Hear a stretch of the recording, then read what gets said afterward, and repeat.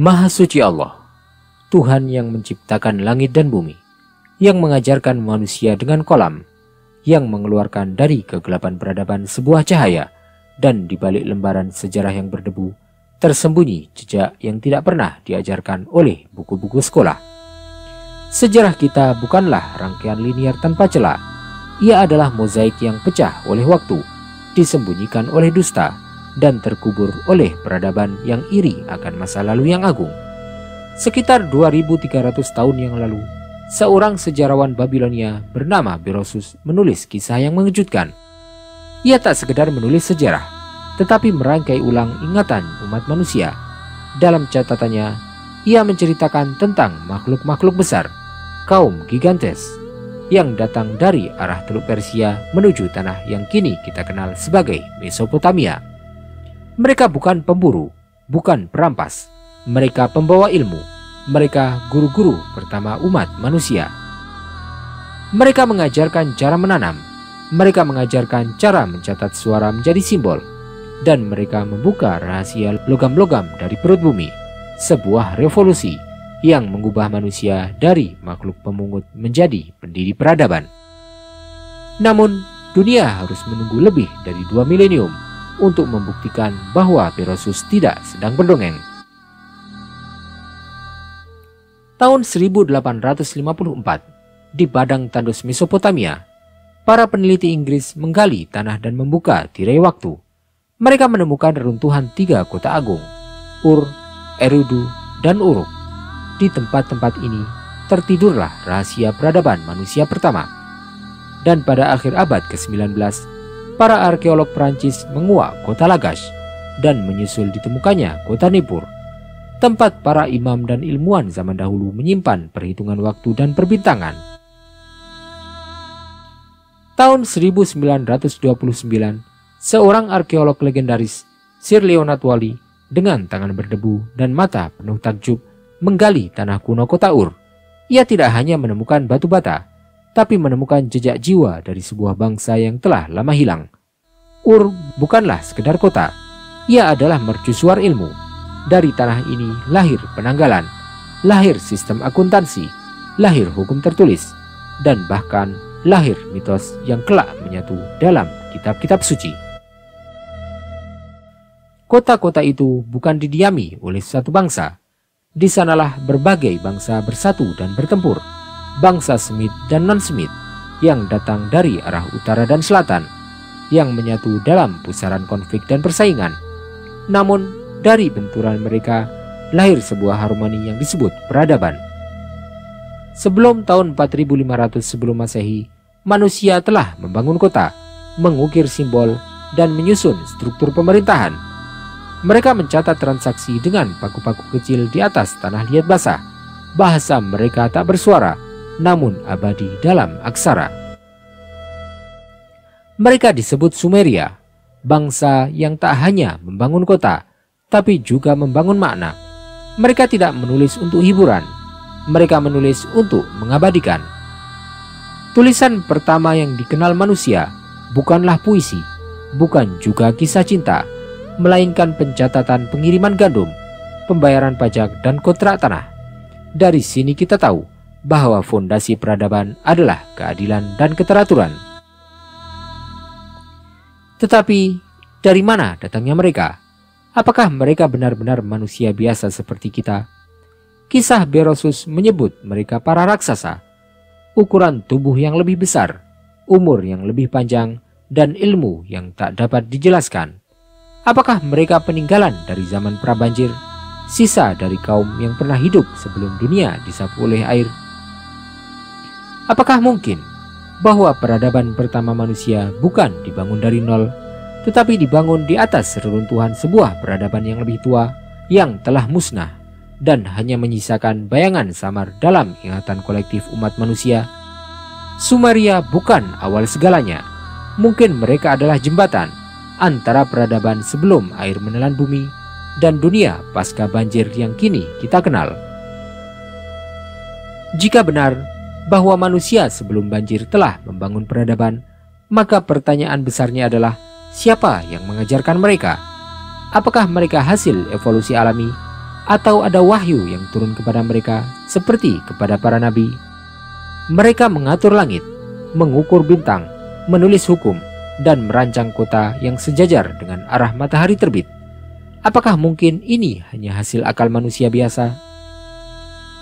Wahai penjelajah zaman, jika engkau mengira sejarah hanya tentang tanggal dan nama, maka engkau belum benar-benar mengenalnya, karena sejarah abadi adalah jejak rahasia dari peradaban yang disembunyikan, dan Sumeria bisa jadi hanyalah bayang samar dari sesuatu yang jauh lebih tua dan lebih mulia.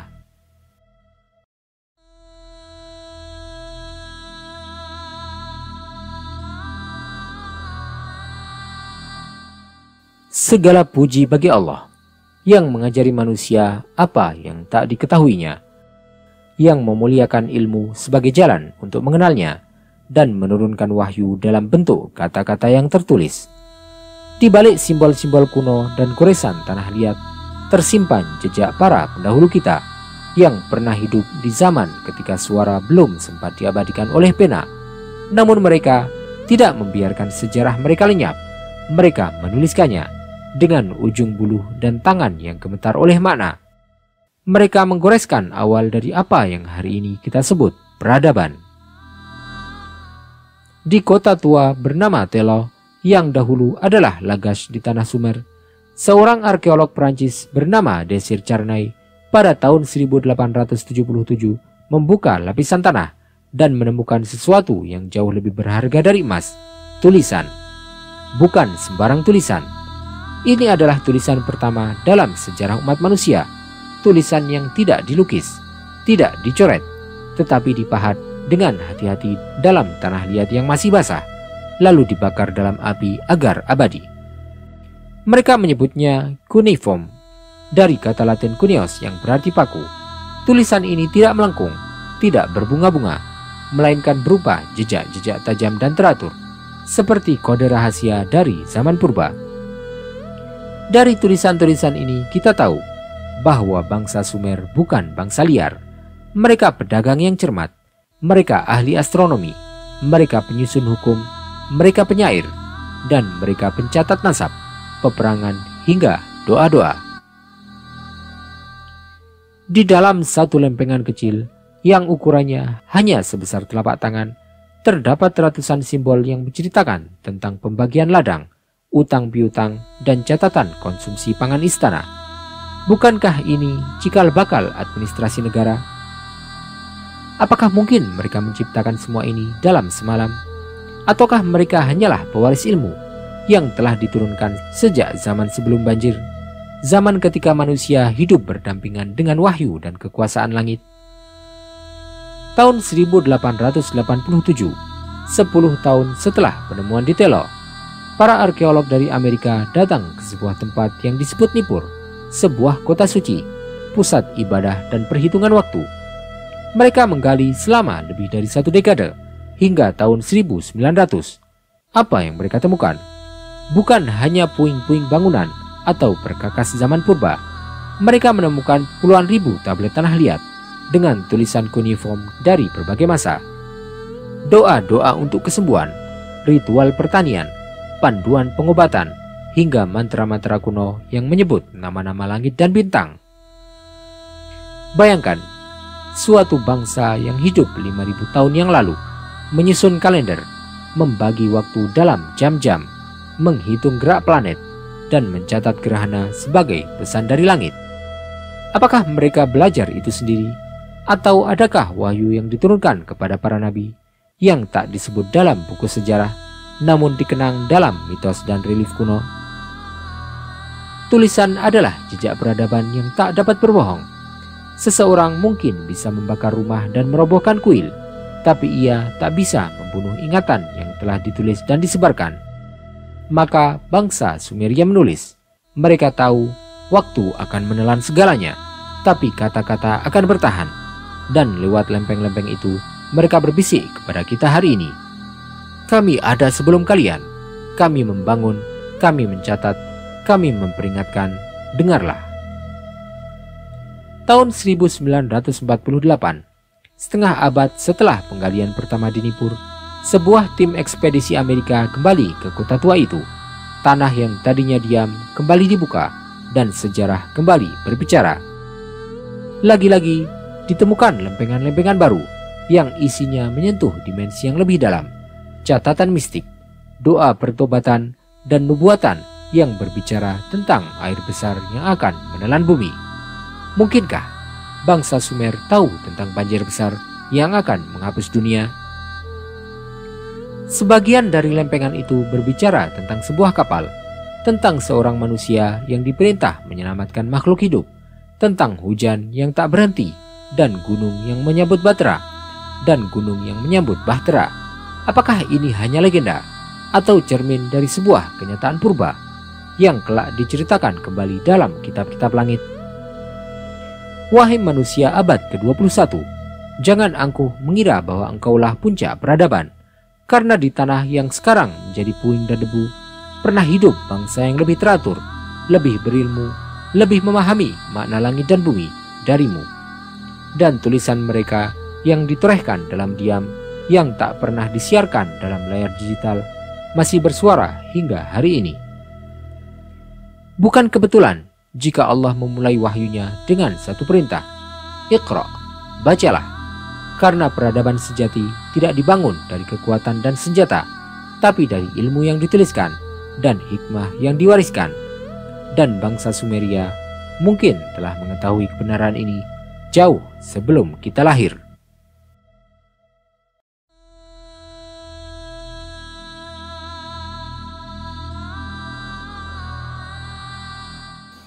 Di antara gurun yang tak bertepi dan langit yang membentang bisu, berdirilah sebuah peradaban yang disebut-sebut sebagai hadiah dari Sungai Nil. Tapi Mesir bukanlah hanya hadiah alam. Ia adalah warisan langit yang turun ke bumi jauh sebelum banjir menyapu dunia. Para leluhur kita menyebutnya Mizar, dan di dalam hikayat yang telah lama ditutupi oleh kabut waktu, disebutkan bahwa negeri ini dibangun sebelum turunnya air besar oleh seorang bernama Mislaim bin Mikl-Kair bin Duair bin Bak bin Adam, seorang keturunan dari garis manusia pertama, Adam. Ia bukan hanya seorang raja, tetapi peletak batu pertama dari tatanan ilmu, yang menggali saluran air bukan untuk bertani semata, tetapi sebagai simbol pengendalian alam, yang membangun menara-menara bukan sekedar penjagaan, tetapi sebagai penanda bintang dan pembaca musim. Di bawah kepemimpinannya dan putranya Neklaus, Mesir dibagi menjadi wilayah, dan setiap wilayah memiliki tugas. Sebagian menjadi penjaga langit, sebagian menjadi pencatat bumi. Di dinding-dinding batu, mereka menulis rahasia hikmah tentang bintang-bintang dan tumbuhan, tentang roh dan obat, tentang waktu dan kekuatan gaib. Apakah mereka mengarang semua itu? Ataukah itu adalah warisan dari zaman sebelum bencana besar, zaman yang kita kenal dalam agama-agama sebagai prabanjir? Salah satu tokoh besar dalam kisah ini adalah Raja Suraid bin Saluk bin Syiriak. Ia bukan hanya seorang raja, tetapi seorang yang tahu akan datangnya kiamat kecil, banjir besar. Maka ia membangun piramida raksasa, bukan untuk kesombongan, tetapi sebagai wadah ilmu dan tempat penyimpanan jiwa. Di dalamnya disembunyikan kitab-kitab astronomi, nama-nama bintang, rumus logam dan ramuan, gambar planet dan lintasannya, hingga panduan pembuatan jimat dan alat penyembuhan. Ia tahu dunia akan tenggelam, dan setelah itu manusia akan lupa siapa mereka. Maka ia menulis, mengukir di batu, menyimpan dalam ruang rahasia, agar suatu saat ketika dunia kembali sadar, mereka bisa membuka kembali warisan zaman emas. Dan bukan hanya itu, legenda Mesir menyebutkan bahwa Hermes yang kita kenal sebagai Idris dalam Islam dan Enok dalam tradisi Ibrani adalah sang pemberi peringatan. Ia mengingatkan umatnya bahwa perubahan langit dan pergerakan bintang adalah tanda-tanda datangnya bencana besar, air yang akan menyapu segalanya. Maka ia dengan perintah langit memerintahkan pembangunan struktur suci, piramida, menara, tempat ibadah, dan ruang penyimpanan ilmu. Dan ketika ia tahu masanya hampir tiba, Ia menyuruh murid-muridnya menyimpan semua yang diketahui manusia dalam ruang tak terlihat, agar umat berikutnya tidak memulai dari nol, agar kebenaran tidak lenyap, agar cahaya tetap menyala meski dunia sedang dalam kegelapan. Apa yang mereka simpan dalam piramida bukan hanya jasad, tetapi hikmah, bukan hanya emas, tetapi petunjuk langit, dan bukan hanya patung, tetapi simbol-simbol spiritual yang hanya bisa dibaca oleh hati yang bersih. Mereka tahu bahwa peradaban sejati bukan soal teknologi, tapi tentang bagaimana manusia berhubungan dengan Sang Pencipta. Lalu banjir pun datang. Apa yang tertulis dalam dinding batu itu kini terlihat sebagai sisa-sisa keajaiban, namun mereka yang tahu rahasianya telah tiada. Namun sebagian dari kita masih bisa merasakan bisikan itu ketika berdiri di depan piramida, atau ketika membaca prasasti tua, atau ketika malam turun dan bintang-bintang mengisyaratkan pesan yang sama. Apakah kita cukup rendah hati untuk mengakui bahwa manusia dahulu yang kita sebut primitif telah memiliki tingkat ilmu yang jauh di atas kita, bahwa mereka yang hidup sebelum banjir telah lebih dekat kepada hikmah langit daripada kita yang hidup di zaman logika? Mesir bukan sekedar tanah para Firaun. Ia adalah saksi bisu zaman sebelum dunia tenggelam. Ia adalah lembaran kitab yang masih terbuka, menunggu siapa saja yang ingin membaca, bukan dengan mata, tetapi dengan jiwa yang bersih dan hati yang bertanya. Dan mungkin di balik batu piramida yang sunyi masih ada suara yang memanggil kita untuk kembali kepada asal mula ilmu, kebenaran yang berasal dari langit.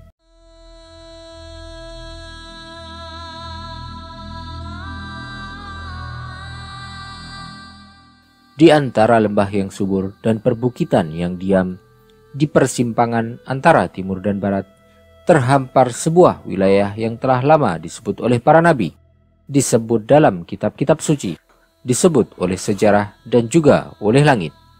Syam, tanah yang diberkahi, tanah tempat para nabi melangkah dan para raja membangun. Namun jauh sebelum nama-nama itu dikenal, jauh sebelum Babel dan Mesir mencatatkan kejayaan mereka, Syam telah menjadi pangkal mula dari semua yang kita sebut peradaban. Di sini manusia belajar menanam bukan hanya untuk bertahan hidup, tetapi untuk mengatur musim dan memahami waktu. Mereka membentuk benih menjadi ketetapan, menggembalakan hewan dalam aturan, dan menciptakan keteraturan dari kekacauan alam. Mereka tidak sekedar bertani, mereka mengolah tanah dengan ilmu. Mereka tidak sekedar berdagang, mereka menyusun sistem ekonomi. Dari Syam lahir koin-koin pertama, sistem pengukuran, hukum transaksi, dan pengelolaan harta. Mereka memahami nilai benda dan memurnikannya menjadi nilai sosial dan spiritual. Lalu muncullah roda yang membawa bukan hanya barang, tetapi pemikiran, budaya, dan kepercayaan. Dari sini pula kendaraan pertama dilahirkan, bukan hanya kereta perang, tetapi kereta pengetahuan yang menghubungkan kota dengan kota. Dan dari pertemuan para pedagang lahirlah bahasa. Bahasa bukan hanya untuk menyebut barang, tetapi untuk menyebut makna. Bahasa untuk menulis, untuk mengingat, dan untuk mewariskan. Di kota-kota awal di Syam, seperti Ugarit, Ebla, dan Mari, kita menemukan jejak alfabet pertama yang ditulis manusia, simbol-simbol yang bukan sekedar bunyi, tetapi cahaya yang menyambungkan pikiran satu jiwa dengan jiwa lain. Dari Syam, manusia mengenal hukum, matematika, arsitektur, astronomi, dan yang paling penting, tauhid. Ya, di sini pula, di tanah yang disirami oleh rahmat dan duka, konsep ketuhanan yang satu mulai muncul dengan kuat. Bukan dewa-dewa banyak, bukan roh-roh alam, tetapi satu Tuhan yang maha kuasa. Disinilah konsep pernikahan suci diperkenalkan, bahwa ikatan antara dua manusia bukan sekedar kebutuhan dunia, tetapi kontrak langit yang melahirkan generasi, bahwa keluarga bukan sekedar darah, tetapi pondasi peradaban. Dari sini pula muncul sekolah-sekolah pertama, tempat anak-anak tidak hanya belajar menghitung dan membaca, tetapi belajar tentang akhlak, moral, dan tanggung jawab. Mereka tidak hanya membangun rumah, tetapi perpustakaan. Mereka tidak hanya menyusun batu, tetapi menyusun ilmu. Dan dari tanah Syam tumbuh kitab-kitab, bukan dalam satu agama, tetapi dalam banyak agama. Di sini para nabi berbicara, di sini para pemikir merenung, di sini langit terbuka dan bumi menunduk dalam penghambaan. Syam menjadi kiblat pengetahuan, tempat pertemuan antara timur yang bijak dan barat yang berani, tempat kafilah-kafilah ilmu bertemu di persimpangan waktu dan menyebarkan cahaya ke Babilonia, ke Mesir, hingga ke Yunani dan Roma. Apakah ini semua hanya kebetulan? Apakah tanah Syam hanya sekedar tanah biasa? Atau apakah ia adalah pusat dari takdir sejarah manusia?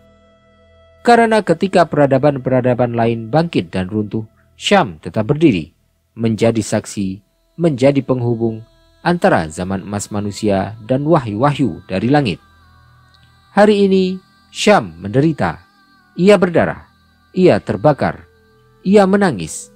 Namun kita tahu ia sedang menjaga sesuatu yang terlalu agung untuk dihancurkan, sesuatu yang telah diwariskan sejak ribuan tahun lalu dan akan bangkit ketika manusia siap.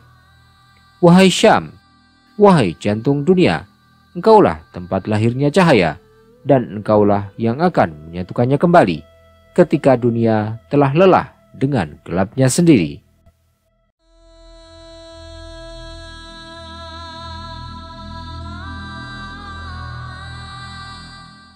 Air, unsur yang memberi kehidupan, namun juga mampu menyapu seluruhnya hingga lenyap tanpa bekas. Dalam banyak peradaban, kisah tentang air yang menggulung dunia bukan sekedar legenda, tapi ingatan bersama tentang sebuah bencana yang mengubah wajah bumi.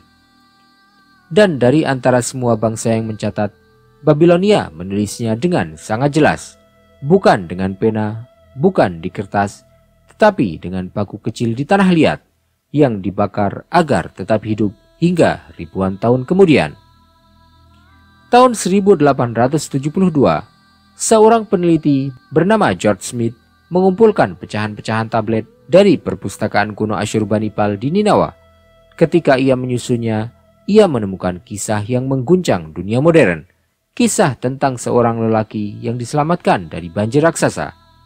Nama lelaki itu Utnapishtim, dan kisahnya tertulis dalam epik Gilgamesh pada tablet ke-11 yang menjadi cermin paling awal dari kisah Nabi Nuh. Dalam kisah tersebut, para dewa mengabarkan bahwa dunia akan dihancurkan oleh air. Mereka memerintahkan Utnapishtim untuk membangun sebuah kapal besar, meninggalkan seluruh harta miliknya dan membawa benih dari segala makhluk hidup. Ia membuat kapal itu dengan ukuran dan bentuk yang menyerupai kota raksasa, dan ketika banjir datang, air naik hingga menutup gunung-gunung, dan kapal itu akhirnya bersandar di puncak Gunung Nisir, di antara sungai Tigris dan Zab, tanah yang hari ini kita kenal sebagai wilayah Irak Utara. Apakah ini sekedar mitos, ataukah ini adalah kenangan kolektif yang diceritakan dengan bahasa dan gaya mereka sendiri? Bukan hanya itu, seorang imam Babilonia dari abad ketiga sebelum Masehi bernama Berosus juga mencatat kisah banjir besar dalam karyanya yang ditulis untuk raja-raja Yunani. Ia menyebut seorang raja bernama Sisutros yang melihat mimpi peringatan dari para dewa bahwa bumi akan dihancurkan oleh air. Maka ia pun membangun kapal raksasa dengan ukuran yang tak masuk akal, 100.000 yard panjangnya. Ia membawa serta keluarga, hewan, makanan, dan ketika banjir datang, kapal itu mengambang hingga akhirnya terdampar di sebuah gunung. Lalu ia keluar, bersujud, dan mempersembahkan kurban syukur. Kisah demi kisah, tablet demi tablet, semuanya berbicara tentang satu peristiwa universal yang sama, bahwa pernah ada satu titik waktu di mana dunia dipaksa untuk memulai ulang. Dan bukan hanya Babilonia, kisah ini juga ada di India, di Cina, di Amerika Selatan, hingga ke Kepulauan Pasifik. Dengan nama yang berbeda, dengan tokoh yang beragam, tapi cerita intinya satu. Air datang, dunia tenggelam, hanya sedikit yang selamat. Apakah mungkin semua bangsa bersepakat dalam satu kebohongan yang sama? Ataukah mereka semua sedang menceritakan ulang satu peristiwa yang pernah mereka warisi dari leluhur yang sama? Apakah Utnapishtim, Sisutros, dan Noah adalah satu jiwa yang diceritakan dengan lidah yang berbeda? Banjir dalam kisah kuno bukan hanya bencana, tetapi penyucian. Ia datang bukan untuk menghancurkan, tapi untuk menyaring, memisahkan antara yang ingkar dan yang beriman, antara yang sombong dan yang tunduk. Air yang menelan bumi adalah air yang mengembalikan keseimbangan setelah manusia melampaui batas. Maka mereka yang diselamatkan bukan karena kekuatan, bukan karena kekayaan, tetapi karena ketaatan dan iman. Bangsa Babilonia mungkin tidak mengenal nama Nuh, tapi mereka tahu bahwa manusia pernah menyimpang dan langit pernah menegur, dan mereka tahu bahwa keselamatan bukan terletak pada lari, tetapi pada ketaatan. Maka mereka abadikan kisah itu dalam tanah liat, agar tak hilang, agar suatu hari nanti manusia zaman besi seperti kita dapat membaca kembali pesan dari tanah air yang pernah digulung langit. Hari ini kita menyebut mereka mitos, kita katakan itu legenda, tapi barangkali kitalah yang terlalu sombong untuk percaya bahwa masa lalu jauh lebih agung daripada yang kita kira. Dan ketika kita membaca tablet kuno dari Babilonia, kita sedang melihat bayangan kebenaran yang perlahan muncul di balik debu arkeologi. Bukan hanya kisah, tetapi peringatan dan pengingat bahwa bumi ini telah sekali dibasuh dan bisa saja terjadi lagi.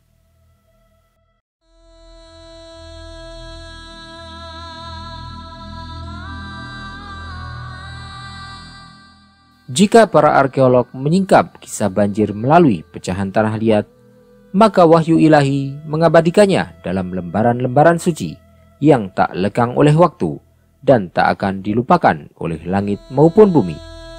Di antara semua bencana dalam sejarah manusia, banjir Nabi Nuh bukan hanya peristiwa, tetapi titik balik peradaban, sebuah batas antara umat yang dibinasakan dan umat yang diselamatkan. Dalam kitab Kejadian pasal 6 hingga 9, Tuhan melihat bahwa kejahatan manusia telah memenuhi bumi. Setiap pikiran mereka adalah keburukan semata. Maka Dia berkata, "Aku akan menghapus manusia yang telah kuciptakan dari muka bumi." Tapi di tengah kemurkaan itu ada satu jiwa yang bersinar, Nuh.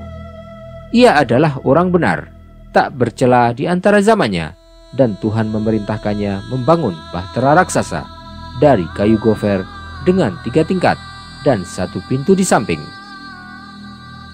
Nuh tidak diberi perintah untuk menyelamatkan harta, tetapi untuk menyelamatkan kehidupan sepasang dari setiap makhluk, anak-anaknya dan mereka yang percaya, namun yang percaya hanya sedikit.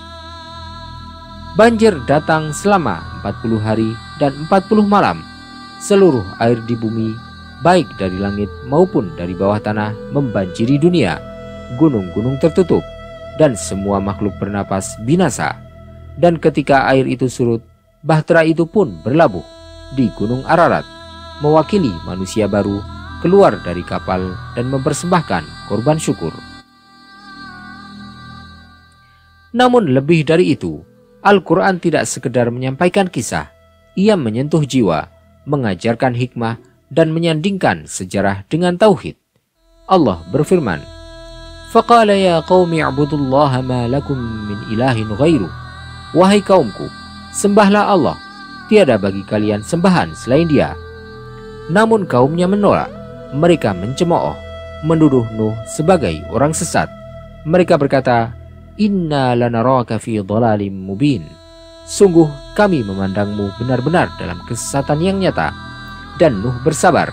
Ia berdakwah selama 950 tahun, malam dan siang, dengan lembut dan keras. dengan sembunyi dan terang-terangan, namun mereka tetap menutup telinga dan hati. Qala rabbi inni da'autu qaumi laylan wa nahara. Ya Rabbku, sungguh aku telah menyeru kaumku malam dan siang. Ketika mereka mengancam akan melemparkan batu padanya dan tidak tersisa lagi harapan, Nuh pun memanjatkan doa penuh luka. Rabbi la tadhar 'alal ardi minal kafirin dayyara. Wahai Tuhanku, jangan engkau biarkan satupun dari orang kafir itu tinggal di muka bumi. Maka perintah itu datang. Wasna'il fulka bi'ayunina wahyina. Dan buatlah bahtera itu di bawah pengawasan kami dan menurut wahyu kami.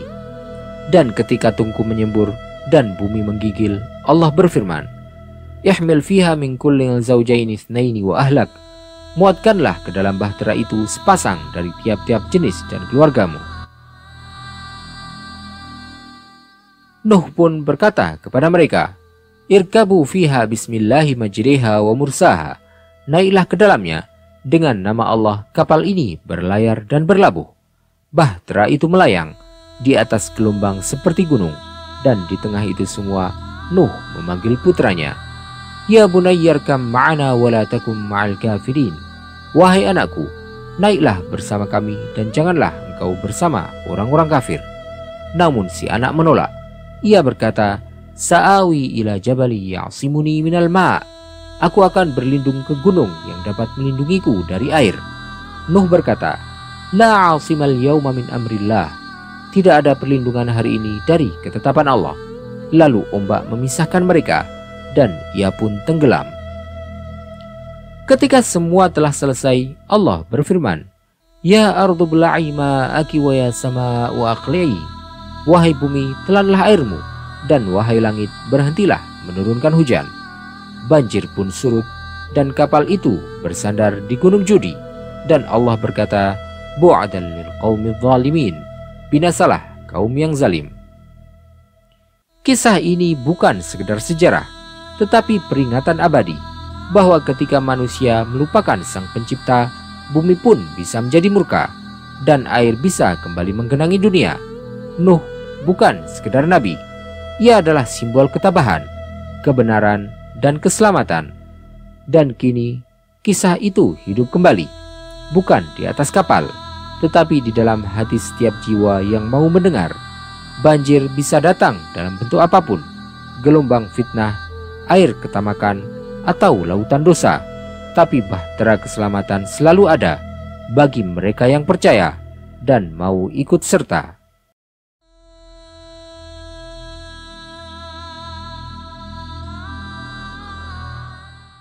Jika kebenaran hanya diukur dari satu kitab, maka sebagian manusia akan menolaknya. Tetapi ketika berbagai bangsa di berbagai benua dengan bahasa yang tak saling mengenal mengisahkan cerita yang serupa, maka sesungguhnya itu bukan dongeng, tapi kenangan bersama umat manusia. Dari Babilonia, dari kitab suci, hingga tanah Cina, Amerika Selatan, dan Pasifik Selatan, semuanya menyimpan satu kisah yang sama tentang air yang menelan dunia dan tentang segolongan kecil yang selamat, bukan karena kekuatan, tetapi karena petunjuk. Di negeri Sumeria, tokoh itu bernama Ziusudra. Dalam keheningan suci, ia disebut sebagai hamba yang taat, yang diperintahkan oleh para dewa bahwa bumi akan musnah. Ia pun membuat kapal, dan ketika badai datang, ia menyelamatkan manusia dan binatang. Di tanah India, dalam kisah Satapatha Brahmana, disebutlah tokoh bernama Manu, yang diberi peringatan oleh seekor ikan suci tentang banjir besar yang akan datang. Ikan itu menolong Manu membangun kapal, dan ketika banjir menenggelamkan gunung-gunung, kapal itu ditarik ke puncak oleh makhluk surgawi, dan dari Manu dilahirkan kembali umat manusia. Di pulau-pulau terpencil Hawaii, mereka mengenal nama Nu'u. Ia membangun perahu besar di atas gunung. Ketika air naik dan menelan segala daratan, ia tinggal bersama keluarganya dan menyalakan dupa sebagai tanda syukur kepada Sang Pencipta Langit. Di suku Maya, ada kisah tentang banjir yang datang setelah manusia melupakan asalnya. Satu keluarga diperingatkan dan disuruh bersembunyi dalam gua batu. Ketika banjir datang, mereka selamat dan diberi tugas membangun kembali dunia. Di tanah tua Afrika, suku Boshongo mengisahkan tentang Chedi Bumba yang memutuskan mengakhiri dunia dengan banjir karena manusia telah berbuat zalim terhadap alam. Namun setelah air surut, ia mengirim burung putih untuk mencari tanah, dan darinya lahir kehidupan baru. Bagaimana mungkin semua bangsa yang tidak pernah bertemu, tidak pernah berdagang, bisa memiliki kisah yang nyaris sama? Air, kapal, keluarga kecil yang selamat, dan manusia yang lahir kembali setelah kehancuran. Apakah ini semua hanya arsetip dalam psikologi manusia, ataukah ini adalah memori global yang diwariskan dari satu peristiwa nyata yang benar-benar terjadi? Mereka menyebutnya mitos, padahal ia mengandung pesan moral dan spiritual bahwa manusia yang sombong, yang melupakan sang pencipta, akan disapu oleh ciptaan itu sendiri, air. Bahwa manusia yang setia, yang menyimpan iman dan hikmah, akan tetap hidup, bukan hanya secara jasmani, tetapi secara ruhani. Dan nama Nuh pun tidak hanya hadir dalam kitab langit. Ia hadir dalam nama-nama lokal di berbagai penjuru dunia. Di Sudan disebut Nuh, di antara suku Bushman di Afrika Noah, di antara suku kuno Jepang Fuhi, di India Satyafrata, dan bahkan di tanah Indonesia kisah tentang banjir besar pun tercatat dalam naskah kuno lokal. Apakah semua ini hanya kebetulan?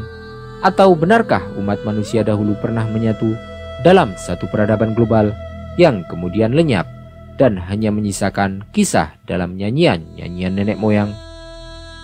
Jika kita mau jujur, maka kita harus mengakui kisah banjir bukan hanya tentang masa lalu. Ia adalah cermin masa kini, karena banjir bisa datang dalam bentuk lain: banjir kebohongan, banjir egoisme, banjir teknologi yang kehilangan arah, dan banjir ilmu yang tak lagi berlandaskan iman. Dan hari ini, masing-masing dari kita sedang membangun bahtera kecil dalam diri, mengumpulkan nilai-nilai, dan memilih ikut gelombang atau bertahan bersama keimanan. Banjir telah disebut oleh para nabi, dinyanyikan oleh para leluhur, dan dikuratkan dalam prasasti batu dan tanah liat, karena mereka tahu kisah ini harus hidup, agar manusia tidak kembali jatuh dalam kesalahan yang sama. Dan mungkin di antara semua kisah yang diwariskan dari zaman purba, kisah banjir besar adalah peringatan paling jujur, paling universal, dan paling menyentuh hati.